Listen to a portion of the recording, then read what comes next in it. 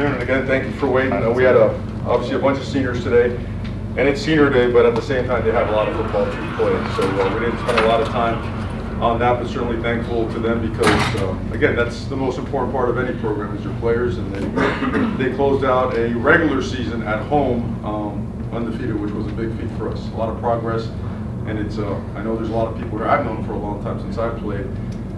The defending home base and playing, winning football at home was always right at the top of the food chain and the top of the priority list.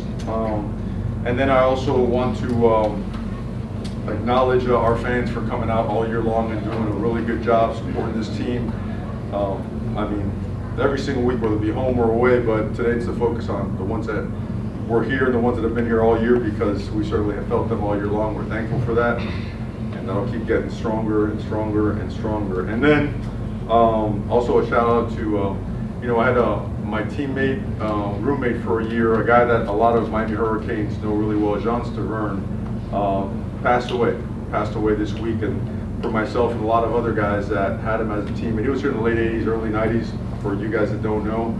And he may not have been on the All-American list as a performer. He was an absolute 5-star teammate, human being, who battled injuries and was always there for everybody. So to him and his family, I love him, miss him, and all right, obviously on to the game. So story of the game was the defense, without a doubt. After that first series and the busted coverage, that's what Miami Hurricane defense should look like. And then offensively, we had our struggles. We caused a lot of it ourselves with penalties and with miscues and drop balls and some turnovers or whatnot, but the defense, we leaned on them, and they came through in a big-time way. And even when they were on short fields, I haven't seen a defensive performance like that anywhere in a long time. That was really awesome, and they certainly deserve all the credit and all the mention of the game. So that being said, questions? Mario, you pointed it out that it was after that first drive, the defense was pretty much airtight, 2.3 yards per play the rest of the way. I know they're working hard, and a lot of it has been big plays and busts, but just how much did they need, maybe not a complete 60 minutes, but a really solid effort start? No doubt. I mean, we felt it during the bye week. So even though they scored first, we were more along the lines of everybody settle down. The couple things that hurt us on that drive, we've been good at, and we fixed them. We're going to play better against those particular things and formations and alignments and routes. And it was a tremendous turnaround for them in terms of communication, alignment, assignment. Those guys were able to play fast. They played with an edge today, and they knew that the game was going to come down to them providing stops because we've been really good offensively all year, and we had struggles. We had our struggles, but we play as a team. And November is funny, man. November is you take the games, you take the wins as you can get them, and certainly it was really important to get that one today. Mario, you want to know every week, obviously. Now you know, want to know next week, and you're going to Charlotte. Just how nice is it to say that we got 10 wins, perfect at home, yes, a couple boxes checked, but now the good stuff. Yeah, well, the entire focus on getting better, to play against a really good team at their place, in the Dome. I've been up there a long, long time, certainly a tough place to play, and they're a really good football team. And I know they were winning today as I was walking out the locker room, so certainly all focus, all attention has already been turned to that game. Coach, what would you say? Second half from Jordan Wild, can you speak to that? I mean, you've seen it since camp. The guy's a really good football player. He's explosive. We've been really healthy at back all year, and we stay that way. So sometimes, with the way the ball comes out in the RPO game, sometimes we don't get as many touches as we plan throughout the course of the game. But his work ethic and his performance in practice, it warranted him getting the ball today. And when he got the opportunity, he made it happen in a big-time way. Great job by him and a bunch of other guys. Coach, in the first half, there was a lot of incomplete passes, I would say, and that would have potentially put more points up on the board. So, I mean, what was lacking in the first half of the game? Because you guys have Syracuse next week, and, it's going to get colder up there, too. Well, it'll be indoors, so the temperature in there will be about 68, so it's probably almost identical, as to what we're playing in today. Artificial turf, great venue to play in. For us, it came in the form of batted balls. It came in the form of drop passes. There was an overthrow or two, maybe we were off. We certainly weren't in sync, but penalty. I mean, we had a penalty on two penalties on two critically important big games. And and one was in the form of a formational adjustment, which we haven't had all year. So we were our own worst enemy at times today, but we do what we always do. We play as a team, and we find a way to come together and get it done, and certainly that's what happened today. Today was spearheaded by the defense. Mario, the one thing I noticed that you were doing effectively was your ability to get first downs on first downs. So did that enable you to really open up the playbook a lot, knowing that you didn't have to go 2 or 3 downs, and you were that efficient on first down to create a lot of things? I mean, all year long, it's been a pretty good characteristic of what we do offensively. Again, there were some things we did good, and we were in third and manageable for the most part.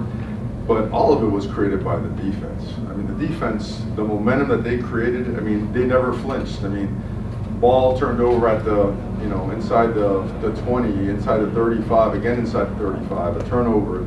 They just kept playing. I mean, really, really special effort by those guys, and certainly their momentum and their energy at the end of the game helped the offense catch some fire with good field position and made some scores happen. Coach, during the bye week, what would you say the biggest defensive adjustment was made in order to have these points today? Communication, alignment, assignment, and really just the leadership council, the players on this football team just deciding that they've had enough and that they were going to make things better from top to bottom, and they did. They went out here today and they proved it. And I thought it's even better. You don't want to allow a touchdown, but I thought it was neat that after they scored on their opening possession, that was it. That was it. The only other, with another miscue on special teams, we allowed a kickoff return for a touchdown. So again, hats off the defense and all those players. They played an unbelievable game. We're going to have a few more. Mish Powell had a great game.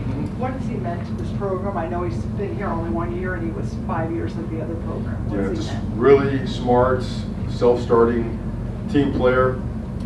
Loves the game of football. Really loves his teammates. Plays hard for them. Prepares hard with them. He's all about being a great teammate. He's all about winning. I mean, you can't say anything but super positive things about him. He's like these other guys back here. There's Akeem Mesidor back there. These guys are unique because they've seen a lot of football. They've played a lot of football. Jacoby George back there as well. This means the world to them. So even though sometimes it may not look pretty, they're going to do whatever it takes to get it done and to find a way to get that 1-0. Mario, what do you think as a team that, given the fact that it was a one-score game in the fourth quarter, they didn't get jittery, they locked in, put up 22 points, and pitched a shutout on defense, that, how do you put this about the team and their culture and attitude? Well, I'm going to keep saying it every week. I mean, football is 4 quarters of football. I know everybody wants it to look like that in the first quarter. It's rarely going to happen, So we happen to be a very good fourth quarter team. We keep finding ways to try to ignite ourselves to be more efficient and play better just team football, coach better team football, so we can have some better results in some of the earlier parts of the game. But at the same time, they've got people on scholarship too. They have 11, 12 games of tape on us, and in November, you always want to get the victory. And games are going to be funny. Scores are kind of all over the place.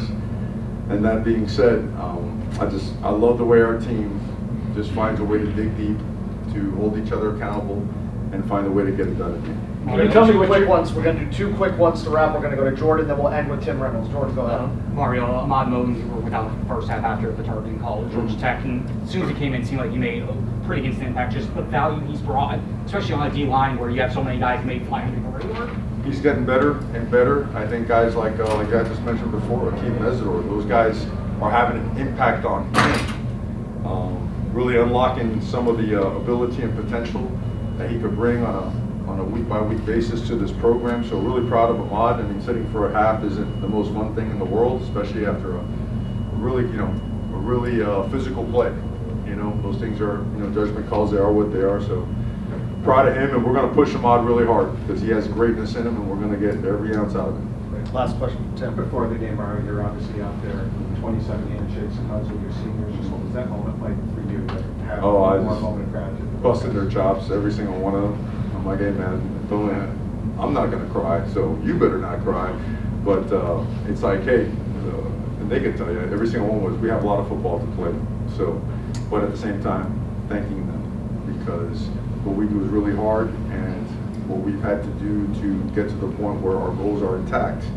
Right now, November 23rd, 2024, everything that's been done till now has been really difficult and trying and challenging, and these guys have just stood tall and every ounce of it, man. They're here for it.